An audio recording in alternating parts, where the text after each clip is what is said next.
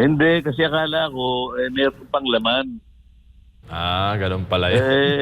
Wala na. Pero hindi naman ako naiinis doon sa balat ng kopya. Naiinis lang ako doon sa naririnig ko salita ng salita sa tabi ko.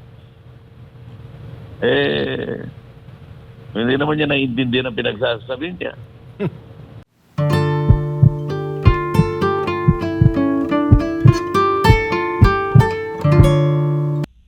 Opo.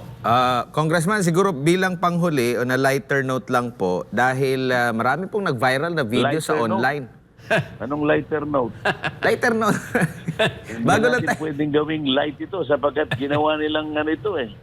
Ginawa nilang skandal itong ang pagkakatanggal ko rito eh. Unprecedented ito eh. Yung Oh. iba siguro, nakagawa ng pagkukulang siguro. Pero ako, ang ginagawa ko, pinaalala ko sa kanila ang katwiran. Pinaalala ko sa kanila yung regulasyon namin mismo. Gumagawa kami ng batas.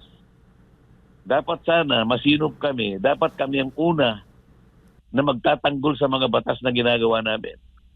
Pero kung kami mismo ang sumisira at lumalabag sa mga batas namin, sino magtitiwala pa sa amin?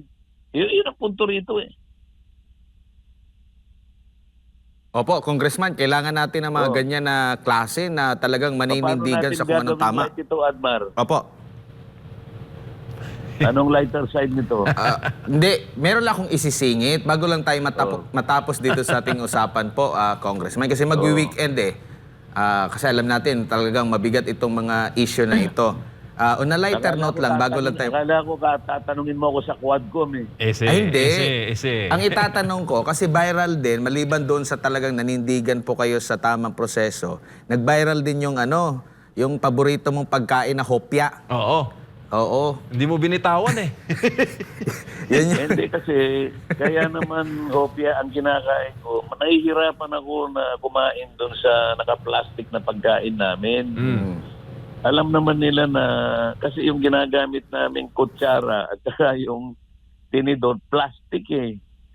Hindi ko ngayon makutsara yung matigas na karne na nakaano doon, nahihirapan ako. Yung hopya, bukod sa gustong gusto ko yun, malambot at pwede kong hawakan ng kamay. Yun na lamang ang kinain ko dahil sa nagutom na rin ako eh. Oo. Tsaka yung paglapit ni Congressman Paduano, nakita ko, pag tingin mo sa plastic mo, naubos na yung hopya. Di ko alam kung doon ba kayo sa naubos na hopya, nagalit. Hindi, kasi akala ko, meron pang laman. Ah, ganun pala yun. Wala na. Pero hindi naman ako naiinis doon sa balat ng hopya. Naiinis lang ako doon sa naririnig ko salita ng salita sa tabi ko. Hindi naman niya naiintindihan ang pinagsasabi niya.